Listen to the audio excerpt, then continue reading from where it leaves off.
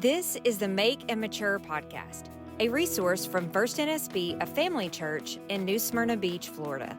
Our mission is to make and mature disciples of Jesus, and our prayer is that this week's episode does just that. Thanks for tuning in. Hi, church family. This is Pastor Luke, and I'm joined by Ryan, our discipleship pastor, and Nick, our student pastor. Welcome to the Make and Mature podcast, a resource from FirstNSB to help us make and mature followers of Jesus. And so Nick's joining us today for the first time. He was out last week, and so Ryan, we had our wives. We did. Very special guests. Absolutely. With us last week as we started the Make and Mature podcast. And Nick, you were out last week. Tell us where you were and why you were there. Yeah, I was visiting my family, my dad and my mom. I drove over to their house. We flew out of Orlando to Dallas, Texas. Happened to be there for the eclipse, so I got some good pictures of that and just good time visiting with my family. But yeah, I came back, I think, Tuesday that week. But yeah, so I was out for the podcast last week. Yeah, you were actually in the path of totality. Tell us about that experience. Yeah, no, it was really cool. So I actually saw the same thing back in 2017. I was in the path of totality up in Wyoming.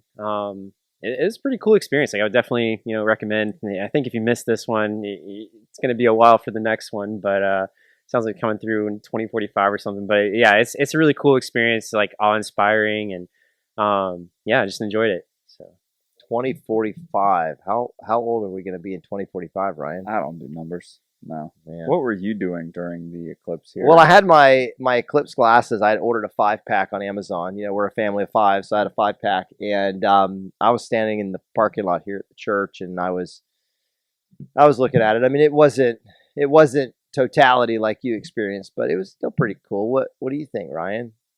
That's all right. It was all right. Yeah. I mean, if I wouldn't have seen you in the parking lot, I wouldn't have stopped to even consider staring at it. He very graciously let me have his glasses to look. Yeah, well, and then he quickly wanted them back so he could look some more. Yep. Yeah, the totality. I bet that was really cool. Yeah. All right, well, let's talk about today's text. So we were in Ephesians 6, and just kind of recap where we were last week. Ryan got us started with a new series, Blueprints. I had to think for a second, but it's not Make and Mature. That's the podcast. That's right. Name. Yep. There we go. The series is Blueprints, God's design for relationships. And so you started us out on the topic of marriage. I did. In Ephesians 5, and then this morning it was my opportunity. So we were in Ephesians 6, 1 through 4. And so let me just read the text. Ephesians 6, 1 through 4. Paul writes, "Children, obey your parents in the Lord, for this is right. Honor your father and mother. This is the first commandment with a promise, that it may go well with you and that you may live long in the land. Fathers, do not provoke your children to anger, but bring them up in the discipline and instruction of the Lord." So these are Paul's words for moms, dads, and children. So let's talk about that. What did you hear today? And just share some observations. I thought it was a really good message. I thought there was a lot of different areas that you touched on in regards to parenting, like the different seasons of parenting, the different dynamics of parenting, where like you spent some time talking about, a single mom, for example, like how do you navigate the responsibilities that are laid before us as godly parents if you're just in a single parent household? What do you do? And we're going to talk a little bit more about it today, but like, what do you do if your children are older? Like, what do the dynamics of that look like, and how can we walk in those steps of obedience in different seasons of life, which, again, you touched on this morning, I thought was really good. And then I think one of the things I appreciated the most was how genuine you were about the fact that you don't do this perfectly. Even when you talked about family worship, that it was something that you said, hey, this wasn't an every night thing, this wasn't an every other day thing. Like, there were seasons we did it well, there were seasons we didn't do it well. And I just think it's always helpful for us to hear, even myself, but obviously as a pastor, I think the expectation is, our homes are like perfect homes of spiritual growth, and we're just like regular homes trying to figure this out too. So I appreciated that. Yeah, that's I think that's important.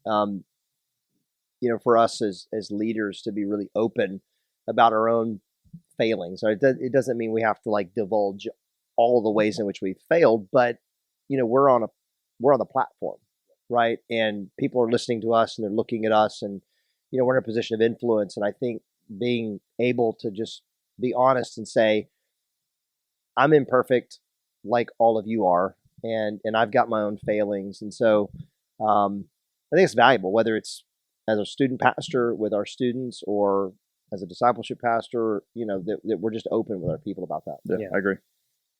Yeah, I mean, I got a bunch of really good notes this morning. I always take notes during the sermon on my phone. I feel like sometimes maybe people think I'm messing around, but got a good amount of notes here today. And one of the things that I bolded, underlined was you said this. You said you are the most influential person in your child's life, and to me, especially as a student pastor, like I was grateful to hear those words because, hopefully our parents in the church aren't outsourcing, right, the discipleship of their children to just the church. And I'm glad that I get to play a supporting role in that. But yeah, I know from my life that was true. My parents were the most influential people in my life, and they continue to play that role even today. I'm 35, and my parents are still playing a significant role in shaping who I am and the way I think about things. And so, yeah, like I hope that people realize that, like your kids are watching you. They see even the little things that you do. And you pointed out, like let your kids see you do some spiritual disciplines. Let them see you reading your Bible. Let them see you praying. Those are really important. And so I really enjoyed some of those notes this morning. But yeah, it was a great sermon. I enjoyed it. Yeah. Well, thank you. Well, I look back because this topic of parenting and marriage, which we looked at last week. I mean, I've preached on these topics before. I've preached Ephesians 5 and Ephesians 6 before, so I go back and look at notes, and I see things, and I just look at where I've been, and sometimes you forget things. You forget. Oh, I may have said those things before, and talk about teaching the truth. Setting the right example, or modeling the truth. I mean, these are things that I've shared before, and I've been influenced. And later on, we'll share some great resources that parents can look to that I have found helpful, that have influenced me. So when we think about parenting, and obviously, you guys are, like you have 2 children, right? And Nick, you're single. You don't have any children, Correct? But you were raised by 2 parents who both know the Lord. Yeah. And so when you think about parenting,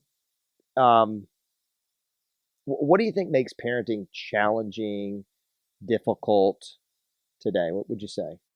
I think one of the things that jumps out to me, the biggest, maybe it's not the biggest, but it's one of the biggest, is just how many different things are fighting for the attention of my family. Whether it's, and most of them are like morally neutral things, or if not like good things, but you can fill your calendar, your schedule up with so many good things that like the best thing or the greatest thing is ignored or put on the back burner. So I think, whether it's academics, whether it's athletics, whether it's all sorts of, even if it's just like family time, like trips, and I'm not knocking or dogging any of those things, but like, again, I think that's where the rub is for a lot of people, where they go, well, hey, my kid wants to do this, or is skilled at this, or is passionate about this. So, okay, if it means I miss a Sunday or I miss a couple of Sundays, like it's okay because they're having fun or whatever.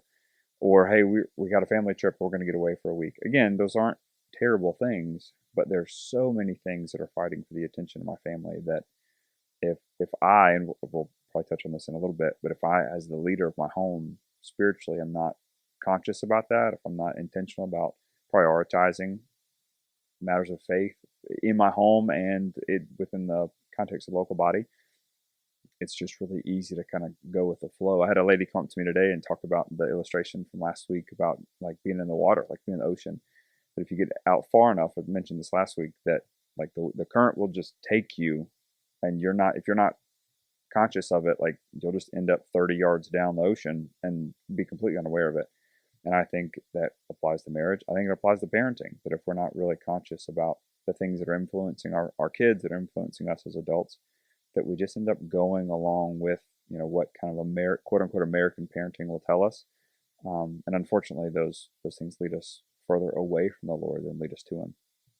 Yeah. So one of the things that we challenged parents with today was to make church involvement a priority, Yep. right? Show your child how to live as a disciple in a local church. And so really the challenge is to be here, Yeah. to be involved, to be engaged. And how do you feel like that lands with parents? Because I mean, it's a challenging word, right? That they're being challenged to not prioritize other things over church involvement. I mean, how do you think that lands with And I parents? can speak to that.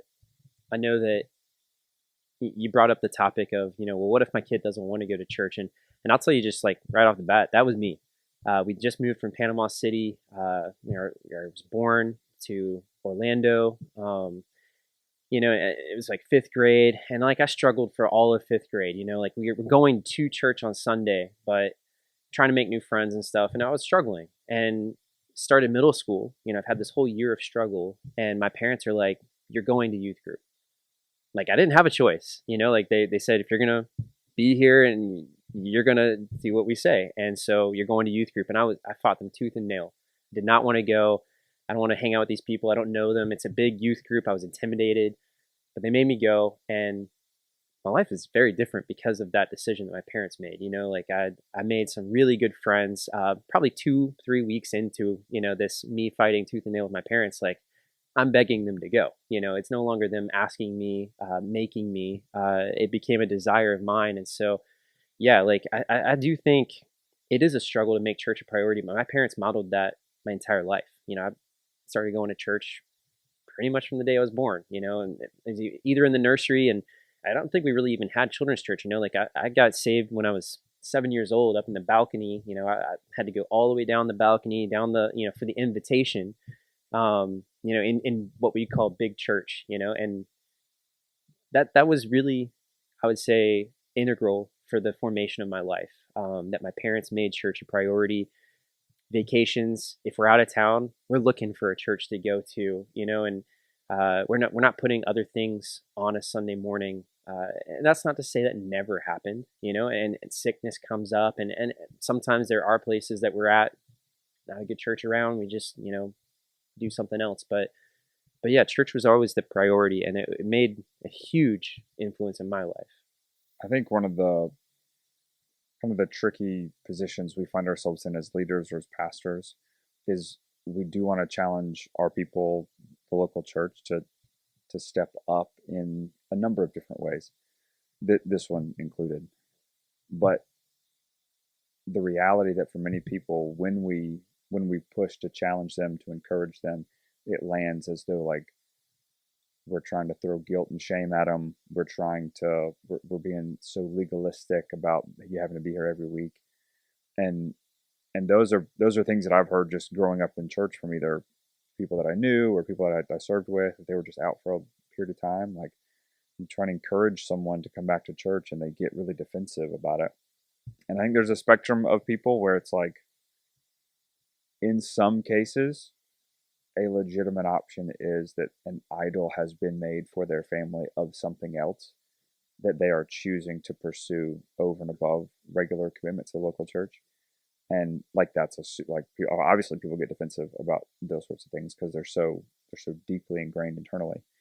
But then the other part of it too is like the other side for us is that I don't need to, and I got to keep myself in check about this. Like I don't need to berate somebody about their church involvement either. Like I want to encourage it and I want to make it available, but it's not my place to force their involvement. And like walking that fine line can be difficult because from the same message today, you could hear comments on either side because we've got, how many people were here today. And that's something that I think is important for us to keep in mind. Sure. Yeah. So, I mean, why though is it important for families, for parents to bring their children to church? I mean, is it so we can just have more people? Is it so that we have, larger numbers? I mean, obviously that's not the answer, Right. But like, why is it so important for parents to bring their children to the local church? Why is it so important for them to be engaged, connected, involved, and to do so consistently? Why is that important? I was going to say, we form community wherever we go. That's just who we are as human beings. We're going to create groups around ourselves that are going to have influence over us, whether we realize it or not. And who you surround yourself with, like, really matters. It's going to make a difference. And, for all, my own parents' faults, we all have imperfections, right? But they made being in church a priority because they realized, like, these are the people that me and my sister needed in our lives to help push us in the right direction. Those influences are coming at your children, 1,000 miles an hour all the time. And right now, like, with phones and stuff, like, those distractions are out there.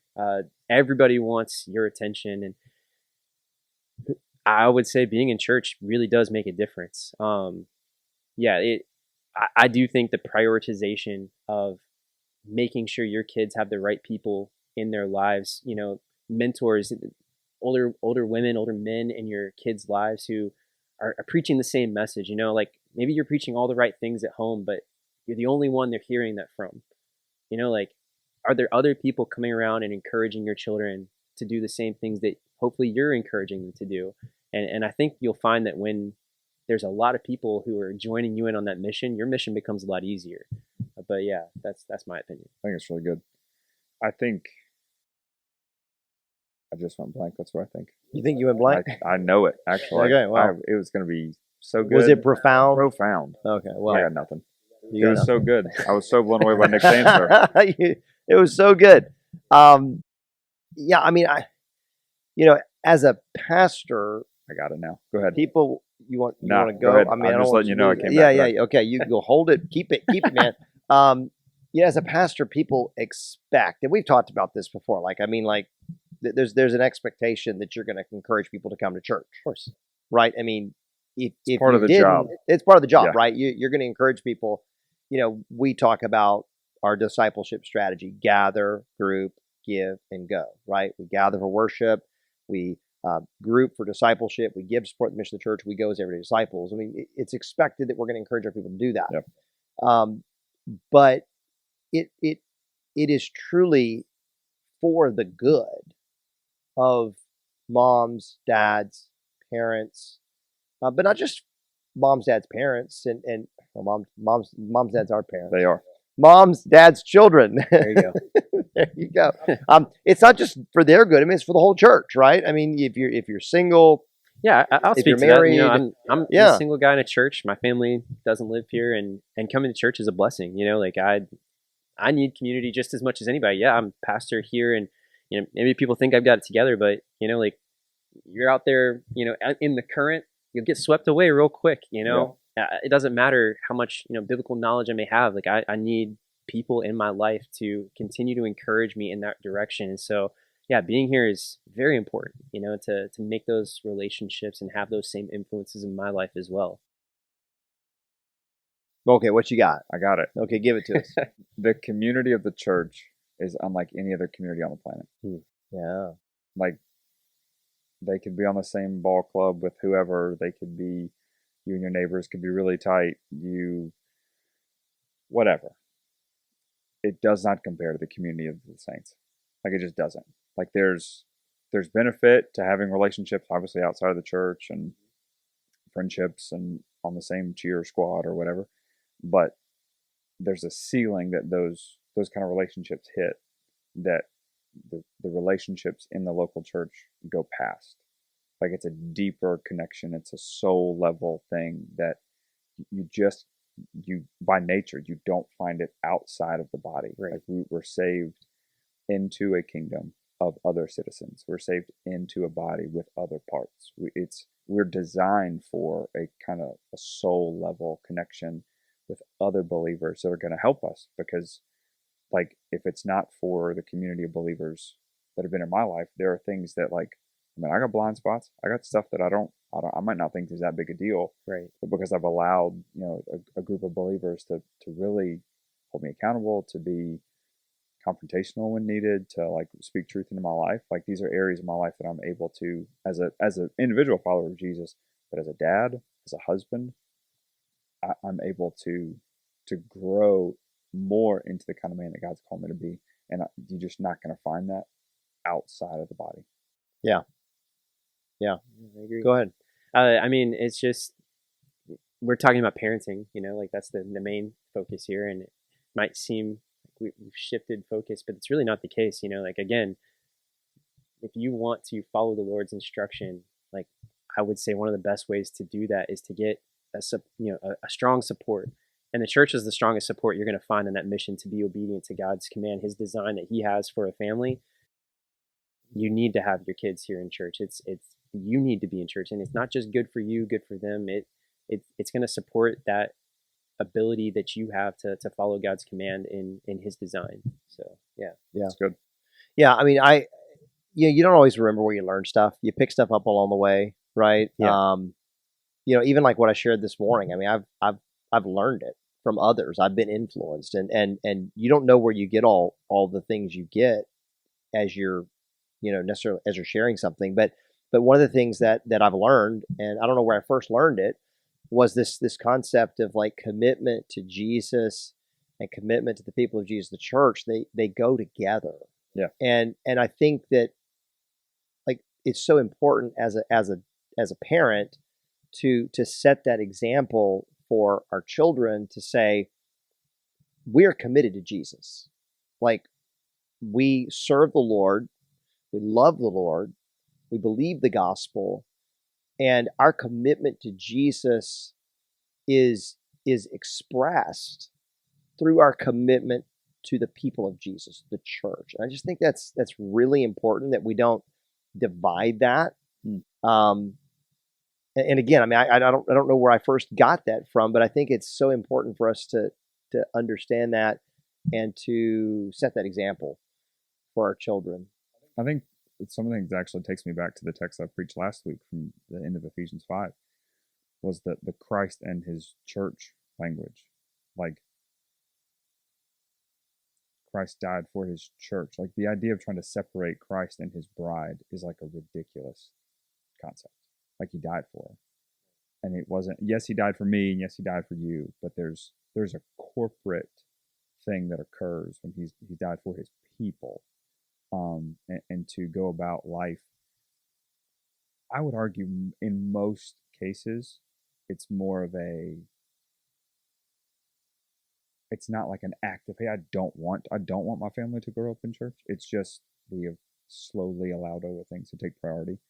But over time, what we're communicating is that we'll take Jesus and not His bride, and that's wild. Like that's crazy. But it unfortunately happens all the time.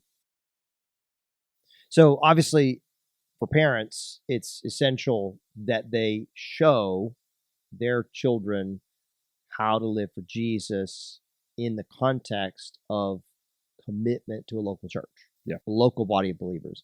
But also, it's important that they offer verbal instruction, right? So, I mean, we talked about this morning, and we've learned it from others as well. We've heard it about parents like being the single greatest influencers in the life of their children.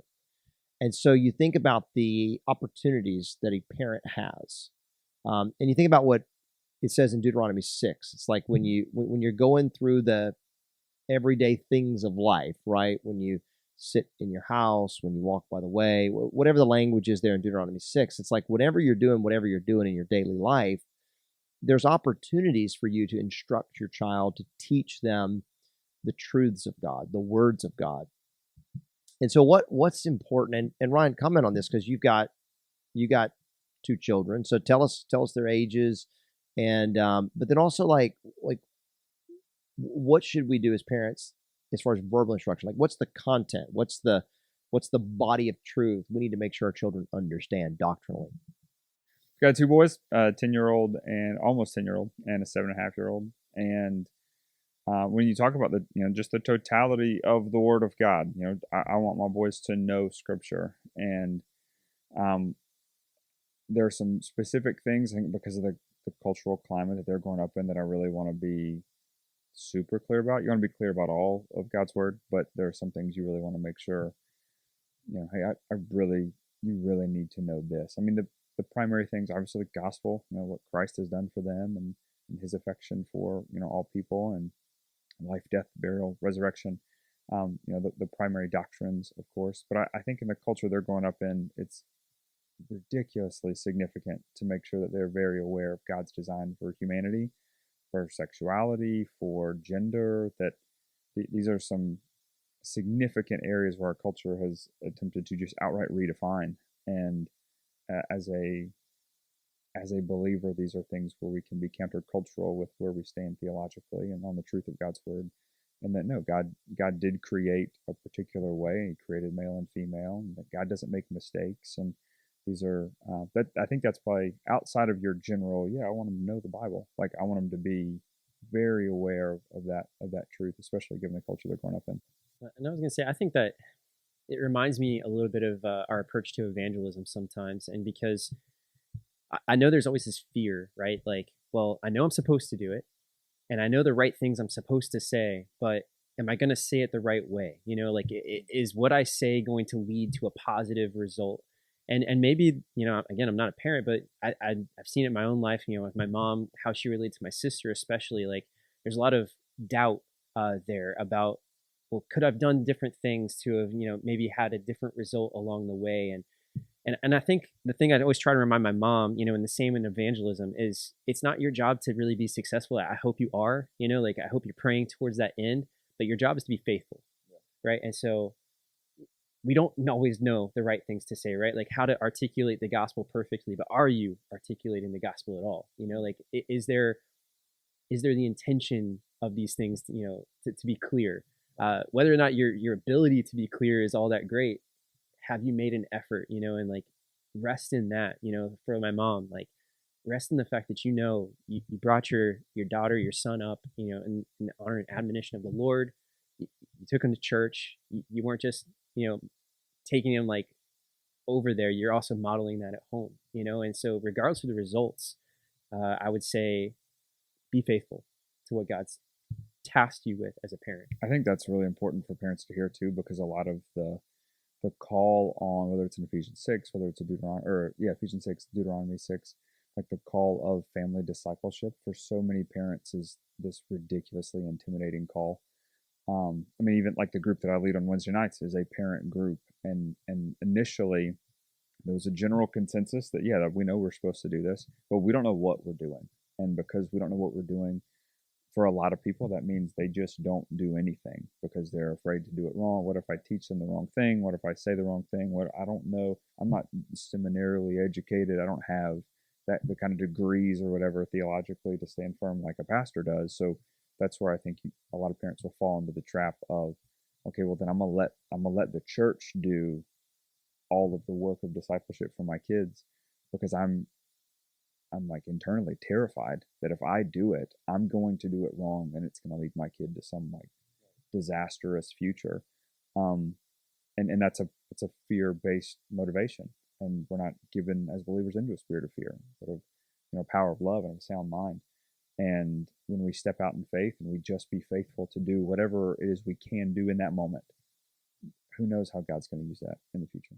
Yeah, and even as pastors, we're in a process of growing as disciples. So every parent who is a believer is a disciple, but they haven't arrived, right? They haven't reached the final place, where they can't grow any further, right? That doesn't happen this side of heaven. And so we're growing and we're learning. So it's like, as parents, we still learn, and as we're learning, we need to disciple our children. I think that's where like Donald Whitney's little book, Family Worship, is really helpful.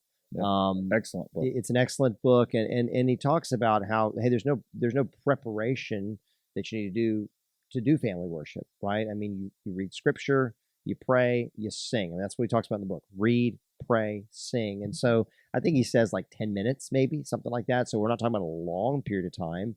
So maybe you read one chapter in the Bible, and you share some prayer matters, and you pray together, and then you sing. Maybe you sing the doxology, or you sing another worship psalm that your family might be familiar with. So it's not something that you don't have to be a theologian or have to have special training to intentionally disciple your children. Right. Yeah, and I think there's I think it's a fear a deep-rooted fear of a lot of parents that I don't know how to teach a lesson. I don't know how to, quote unquote, teach the Bible. And I think there's one of the things I have found comforting as a parent trying to disciple my kids is that ultimately I am not going to make my kids grow spiritually. So my ability or inability to effectively disciple my kid is ultimately a work of the Spirit of God in their life. And that has brought a tremendous amount of freedom to where I don't have to feel like it's got to look just right, or it's got to check all the boxes every time we do it. Or, my boys aren't sitting crisscross applesauce, hands in lap when we gather around our devotion every night. Like, hey, it's okay. God's at work. Like, God's at work in the mess, and don't avoid the mess because God can work there. Like I would argue he wants to step into the mess and watch him work in the midst of it. Yeah, it's also just when you're doing the normal things of life, right? Explaining to your child why we're doing what we're doing. Yeah. Why are we getting up every Sunday morning and going to church? Like, why do we do that? What's the reason for doing that? Explaining why mom or dad shows up to serve in some capacity, right? Why do we give money to the church? I mean, I think trying to connect those things with your child so they understand that, hey, there's a reason we do these things, right? There's a reason we go to church. There's a reason we gather with God's people. There's a reason we serve. There's a reason we give. There's a reason we do these things. I mean, there's a reason why we pray before we eat as a family, right? We want to acknowledge our Heavenly Father who provides us with not just the food we're about to eat, but with all things. Yeah. So I think it's not like okay, guys, we got our Bible class for today. Right. It's just as you're doing what you do in your life, pointing them to the Lord. I was going to say, I wrote down a note because that reminded me from this morning. It's something that I appreciated that you said because, again, I don't have kids and I'm kind of sometimes looking at this from the children's perspective. And, like you talked about, like, well, why should the children obey? And then you followed up with, don't just say because I said so. And man, that is something I struggle with for so long. And if there are kids watching the podcast, like the answer of because they said so is actually a good enough reason to obey, right? Like maybe your parents are just not wanting to explain in the moment. You've worn out all their patience for the day and just do it. But when you do go that extra step, right? When you provide, you said try to do more, point them to the Bible. Like why should you be doing this? Well, listen, like this verse tells us, it's a blessing to you. Like it's going to have positive rewards in your life if you'll just do as you're told. But yeah, help them understand that their obedience pleases the Lord. It's not just pleasing to the parent. I'm sure it is. When your children are told to empty the dishwasher and 5 minutes later it's done. Like wow, what a blessing that is to your parents who sacrifice a lot for you. But beyond that, right? It doesn't just please mom and dad. It pleases the Lord. And so helping them understand that design and to make that clear. I was glad you mentioned that this morning. It's good. It's helpful for me. Yeah. I think too, the responsibility that we have as image bearers of God before our kids, like the whole, hey, I just said do it, so do it. I mean, there's been multiple times I've gone, God, why? And I just said do it. Like God isn't entitled. Like I'm not entitled to get that kind of answer from God. So there will be times that I think children and students, like people need to hear that. Yeah, there are times He asks for obedience and He won't give you this clear, defined, here's the why that we're looking for, and yet we still are called to obey. We're still called to be right, to be faithful, even in the midst of like, well, he didn't explain it to me, or he didn't give me the answer. I was like, well, yeah, I've been there, done that. But yeah, there's growth that comes from that too. Oh Absolutely. yeah, definitely. Yeah. Okay, so verbal instruction, hugely important, right? Absolutely. I mean, and certain foundational doctrinal truths that God is creator, the doctrine of sin, we've all sinned, and our need for salvation, our need for forgiveness. And Yeah, so God is in control. God is in control. Absolutely. The gospel, the death, the burial, the resurrection of Christ. So these are important things. And then also, mentioning the biblical understanding of sexuality, marriage. It's very important. So going back to this idea of showing our children how to live as followers of Jesus, just in daily life, what does that look like? So, there's verbal instruction on the one hand, but then there's, okay, we got to do it ourselves, right? Mm-hmm. I mean, we don't sit back as dads and say, okay, you guys need to do this and this and this because that's what God's word says. We got to do it too. Yep. So what does that look like in the Flint household? So there are some rhythms to our week, our day and our week that we've just been really intentional over the years to create space for. So, I mean, this doesn't have to be some like massively long answer, but it might be. So I drop my boys off at school. Like I take them to school in the mornings, and on Mondays I think it was a couple of years ago, I just kind of ran across this God's Big Story podcast from the Village Church, and throughout the school year, we'll listen to this podcast on the way to school. So it's like 15, 20 minutes or something. There's like some questions at the end. There's some sort of silly game or song, and like that will set. I view that as like setting their week off well. So we'll do that. Typically Monday and Tuesday, we'll tackle both those days.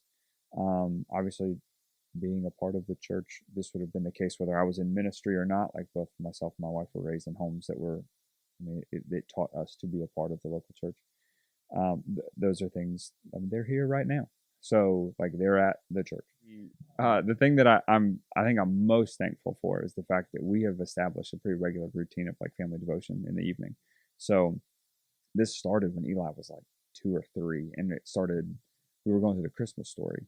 So we would take like a verse or two from the Gospel of Luke, and we'd go over it and we'd ask a question. And every night we'd go over it and ask a question, and we just kind of build on the whole story. And then eventually, I think it might have been Casey that found this like Veggie Tales devotional book, and he's gonna be 10 in a couple of weeks. Like we use the same devotional book, so every night. Not every night, that's not accurate. I would say at least 4, maybe 5 nights a week. We'll gather after the boys get showers. We'll gather in one of the rooms and we'll go through this devotional. And it's like half the size of this paper. Like it's not this massive thing. And I joke around with our parent group. I mean, it looks like a truck has run over it. I mean, it's been through almost a decade of existence in the Flint household and a move across country. And we'll read it. Maybe we'll talk a little bit about it. And then we'll ask, hey, what are you thankful for? That's something I want to instill into my kids. Often, sense of gratitude. Yeah, a sense of gratitude for what God has done, and even if it's little things like something silly like a toy or something that happened at school or whatever. Like, okay, cool, you're thankful for that. That's great. And then we pray, and most of the time that means I pray. Like I want to encourage them and give them space to pray out loud, but I don't require it. I'm not gonna like hold their feet to the fire. No forced prayers in the Flint household. No forced prayers in the Flint household. And then we have like a particular routine where we put them to bed. And that has become so second nature to my boys that on nights that like last night we got in really late. We're down in Orlando at Disney. But like on regular nights, for us to not do it would cause a problem. Like it's just what we do now. It's good. And it started early, and like if you're listening or watching and you're like, my kids are older and I'd like to start that, but it'd be difficult. Like I'm not gonna lie, it might be a little challenging to get started, but the benefit of developing some sort of routine for your family, I wouldn't trade it for the world. It's the best. And then something that's happened here recently that I'm really thankful for is that I think because of our it's because of the Lord, but the Lord through, I think, our continued exposure of the Word of God and attempt to be, faithful followers of Him. Like our oldest has initiated a conversation about studying the Bible. So like whenever he's been scared or whenever he's been worried about something like a test or something, our encouragement to him is, hey, go read your Bible. Like just go read, pick a psalm, just read that psalm for a few minutes. eventually he's going to end up falling asleep, but he's done it.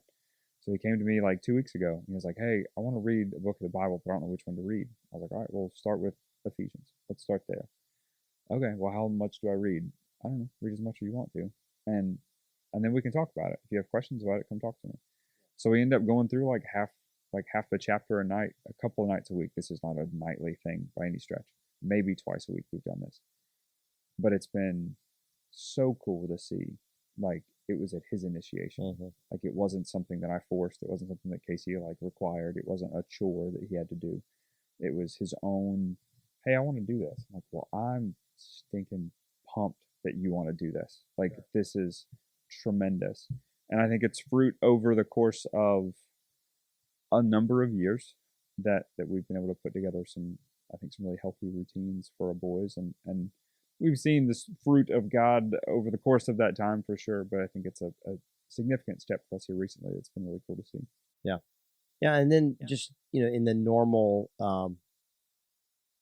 course of life, we might get frustrated, right? Yeah. We do. I mean, I've gotten frustrated on many occasions, right? And sometimes, I mean, there's legitimate reasons to be frustrated, and sometimes it's just, I'm being a pain. I mean, as a imperfect parent, I mean, I've got my flaws and my shortcomings, and so there have been many occasions where I've had to apologize. I've had to be, transparent and just lay it out there for my kids that I was wrong, that what I said, the way I said it, the way I acted was sinful, and ask for their forgiveness. And that's a way to demonstrate what does it look like to live for Jesus, because I mean the gospel is for sinners. We are sinners, and even though we have faith in Christ, even though we know the Lord as our Savior, we still fail. And I'm thankful for that promise of 1 John 1:9. If we confess our sins, He is faithful and just to forgive us our sins and to cleanse us from all unrighteousness. And that's an opportunity where, in the normal course of life, we're gonna fall short, right? Yeah. Moms and dads are gonna mess up, and being able to stop and just acknowledge it, right? Don't pretend like, don't just move on, but acknowledge it and name that sin and confess it. And I mean, we need to seek the Lord's forgiveness, right? But I mean, if we've wronged our child, we need to ask for their forgiveness. Yeah, I was gonna say, I know things weren't always perfect in the Peller household either, and part of that was me, as the child. I was obstinate. I'm always right. I always know better. Like, there were many late nights, 2 a.m., where me and my mom are talking it out, because my mom was not going to let me go to bed and us not deal with a situation. Obviously, like, these are high school years. School the next morning, it doesn't matter. We got to talk this out, because what's the priority, right? That we need to make sure we get this family thing right. And so, maybe too many late nights, and, my sister had her fair share as well. But, like, my parents were making sure that we don't let that fester, and even years later, mom will come to me and say, like, hey, like, that thing that I did, it's just been nagging me, like, so much, I'm sorry, and it goes a long way. Like, those apologies, look what they're teaching your kids. We're not perfect, right? Like, mankind has fallen. Each of us have all gone our own way. We've all sinned. But also that, the forgiveness that we've been given to be willing to constantly throw out that forgiveness, again and again and again to your family is, I think, one of the best ways you can really reflect Christ to your children. And so, yeah, just being honest, like, we're real people. You're not some image of a parent to your child. You're a real person. And so when you're vulnerable and admit your flaws, maybe your kid down the road will be a little vulnerable, admit their own flaws as they begin to see themselves a little clearer as well. That's good. That window of opportunity. So like your children are elementary age. Yeah. I've got 2 adult sons, Isaac 19, Noah 18, and then Andrew is 16. So he's like really close to being an adult himself. So 2 adults, 1 on the way. Yep. And the window of time, when they're little, and you're making the decisions for them and you're setting their priorities, that window is really small. And our children are under our care for a brief period of time. And some parents watching may have children that are adults. Like I've got 2 adults, as I said. Their children may be teenagers. Some people may be watching who have adults who have already left the house. Yep. And so they might look back on their parenting and they might have regrets, and they might feel like they've blown the opportunity. What would you say, to parents that their children are no longer in their home to go into their bedroom and do family worship with them? They may be adults and have kids of their own. Yeah. So what do we say to parents who maybe feel like they didn't intentionally disciple and bring up their children in the things, Lord? What would we say to those parents? So the first thing I would say is that the feelings of guilt and shame are not from the Father. And that it's very easy to allow regrets, guilt, shame, second guess. Oh, I didn't. Like, you can carry that on your shoulders and it could be crushing. And you can allow that to just absolutely weigh you down to where you think there's just nowhere to go. Like, I'm just stuck. I failed. Those things that's exactly where the enemy wants you. That's the position he wants you to be in. Because if you're stuck, then you're stuck. You're not going to move. You're not going to change. Where I think we need to be reminded of is that the grace and mercy of God is enough, that forgiveness is possible, that reconciliation, restoration, these are all things, these are characteristics of relationships that we have with our, the relationship we have with our Heavenly Father, and the kind of things we can see in relationships with others. So where somebody might feel as though like, hey, I've blown it, I don't want to sit here and be like, yeah, you did. I don't know that that's helpful. It's, I go back to the whole like mess scenario. Like, if you think, hey man, I just made a mess of it. Well, God's in the mess. And there might be things that happen that you're not even aware of that God used in positive ways. And then, there might be some things that you need to like own up to and go, hey, I didn't do this well. And I'm going to model apologizing because I didn't prioritize this, or I didn't lead well, or I allowed my own stuff to kind of get in the way of my ability to care and disciple. Like, where you can own it for sure. But know that there is forgiveness and there is love and there is grace abounding for you in those moments. And that those things don't define you. Like, you're not defined by your past as a parent. So don't let them. Yeah. And there's no time like the present, obviously that relationship has changed, it's shifted. But think of the opportunities that come with that change as well. I know from my parents, I've watched them now that I'm an adult, like I'm a little more privy to maybe like their finances, right? And to see that, they're struggling sometimes to pay the tithe to the church. They wanna be involved, but like they see the mortgage coming up, and like hearing those adult struggles as well and being open and honest about those can also still point your adult children to Jesus. To know that, my mom and dad, they want to do this, and it's a struggle for them. They're not perfect, but they're trying. They're still trying to model those things, in my life, and they're being open and honest about it.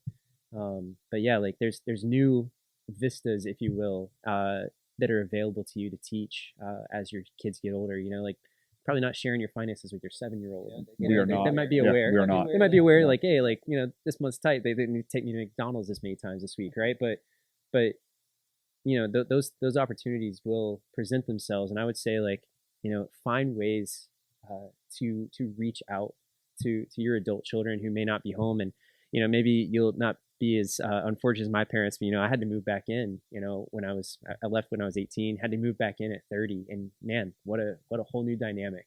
Because I'd lost my job during the pandemic, and was having a fun time trying to find a replacement. So had back with mom and dad, and it's a new relationship, but a whole new opportunity for my parents to continue to disciple. And so, yeah, I would say look for those opportunities. Yeah, discipleship doesn't stop when they leave the home. It just looks different. It just looks different. And I think I've mentioned this earlier, like, because so few people go into their marriage, go into their parenting with a background of like family discipleship, like a real intentional effort to disciple their family. They don't know what it looks like initially. Then they get to a new season of life, and they're like, I have no idea what this looks like. So they're out of my home. I guess I got nothing left. And I mean, that couldn't be further from the truth. I mean, there are ways that even to this day, like, I'm out of the house, I'm out of the state, and there's still like little ways that my mom and dad will. I don't even know if it's as intentional. I mean, maybe it is. If it is, I give you credit for that. But like, it just kind of happens, and you see these little nuggets of faith and spiritual growth and fruit that's there that is still helping me in my own walk with Jesus and my own attempt to be a godly parent. So let's talk about resources. What kind of resources we could direct parents to that would be helpful for them as they try to take some steps to lead their children to know the Lord and to live their life for the Lord, how they can disciple their children. What kind of resources have you found helpful? Sure. So a couple of things. One is, shameless plug, I lead a parent group here, FirstNSB. We meet on Wednesday nights during Awana. So your child or your children are getting discipled down the hall. You're getting discipled actually like right here in this space. So we will we're towards the end of a book right now. We'll kickstart again with Awana. So that group is just during the Awana school year. But it's been great. We've got a dozen or so folks that are getting together, and we're talking about this, which is, I think, helpful. The whole community aspect of believers who are trying to disciple their parents, and the resource of other people, even in this church, have been tremendously helpful. So hey now, come check us out. Then there's stuff like books. There's podcasts like actually one of the books that we went through was called The Disciple Making Parent. They in and of themselves have a podcast, the Disciple Making Parent podcast. I mentioned earlier the God's Big Story from the Village Church. Family Discipleship, the Family Discipleship podcast is another resource that I think is just really practical. Is that this book right here, Family Discipleship? It's different. It's different. It's a great book though. Gotcha. But it's different folks that put it together. And then a couple of books, like you've got a few that I think are great. Two others that I have written down was The Disciple Making Parent, which I just mentioned, and Habits of the Household, which was just a real interesting read about, like, who's the author? James Earl Whitney, I think. Okay. Also wrote like Common Rule of Life. I mean, it's an excellent book, but it breaks down your day as a family into like 10 sections, and how the 10 parts of your day you can incorporate spiritual conversations and spiritually significant moments into like habits of your home. So those are some that I've read personally. I've read The Family Disciple. I think I've read all. I haven't read Family Shepherding, but I've read Family Worship and Family Discipleship. Yeah, those are great. Yeah, these are the books I mentioned in the message this morning. Donald Whitney's Family Worship, small book, but really good. Talks profound, about read, pray, sing. Like, read scripture, pray, and sing as a family. Bodie Baucham's book. Like Eat, Pray, Love. What was that? Right, yeah. Eat, pray, love. It could be read, pray, sing. That's it. I like okay, that. all right. Put it in your kitchen. Bodie Baucham's Family Shepherds, and then Chandler and Griffin's Family Discipleship, which these are books I mentioned in the message this morning. And I've never read. I've read part of this, but based on where my bookmark is, it looks like I'm only halfway through. So I only did half the book, I guess. But anyways, these are good resources. They've been an influence on me as well as other influences. I mean, we don't always know. And you think about that, like with our children, they're being influenced. They're being influenced by us. by the verbal instruction that we give them. Right. They're being influenced by the example that we're setting, but they're also being influenced by the body of believers here in our church family. Yeah. And I got 2 adult sons. I got one on the way to adulthood. I mean, I don't know what the trajectory of their life is, but my hope is that the foundation they've been given. My hope is that the verbal instruction that Rachel and I have given to them and the example that we've set for them and what they've observed and seen in this body of believers at FirstNSB, my hope is that throughout their life, they are going to live their life committed to the Lord and to His church, and that all kinds of influences that have been brought into their lives are just going to bear fruit. And I think for each of us, I mean, we don't all have the same story, but we are where we are today, and it's a product of parents who've loved us, right? I mean, we've all got parents who love us, right? Yeah. And I think, I mean, your parents are still married. Your parents are still married. My parents are still married. I mean, my parents, they didn't just raise me as a child. I mean, they're still very much a part of my life today. And so we're the men we are today because of parents who loved us and exposed us to the people of God and brought us into a church. And so it's a great honor and it's a great privilege to be parents and to be able to disciple our children. Yeah, absolutely. So, well, thank you guys for the conversation today. Good to have Ryan, our discipleship pastor, as well as Nick, our student pastor, with us on the Make and Mature podcast. And so our plan is we're coming back next week, right, guys? Planning on it. So the plan is we're going to keep going into Ephesians 6. And Nick, you've got the next text. So tell us, where are we going with the sermon next Sunday? You don't have to tell us the whole sermon, obviously, but yeah, what are we talking about? I'll read it eventually. No, I'm just kidding. No, we'll be talking about the word it uses there.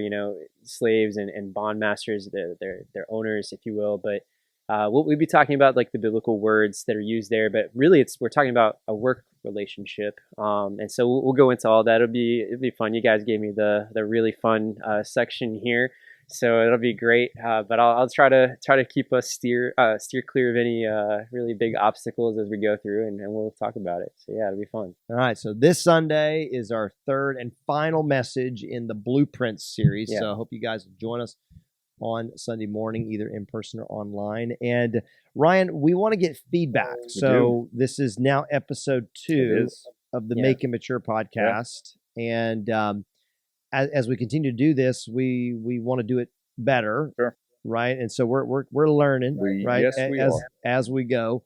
So what do we want to hear from our audience? Anybody that's been viewing, like what kind of feedback do we want to get from them? Sure. So first off, the feedback that we have heard has been overwhelmingly positive. So we really appreciate that. It's been really cool to hear. A couple ways you can give us feedback. You can comment on the video below. This will be posted on our FirstNSB YouTube channel. So you can comment below. If you have a question about parenting that maybe we didn't get to, we're going to have a Q&A episode at the end of the season where we'll cover all the topics that we have covered and any questions that we've gathered from those topics. So you can comment below. You can also text a question to us or text us feedback at 386-766-7496, or you can email a piece of feedback, some comments to us here at the office as well at info@firstnsb.org. We'd love to hear from you.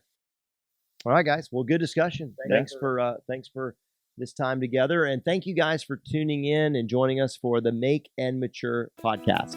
We'll see you next time.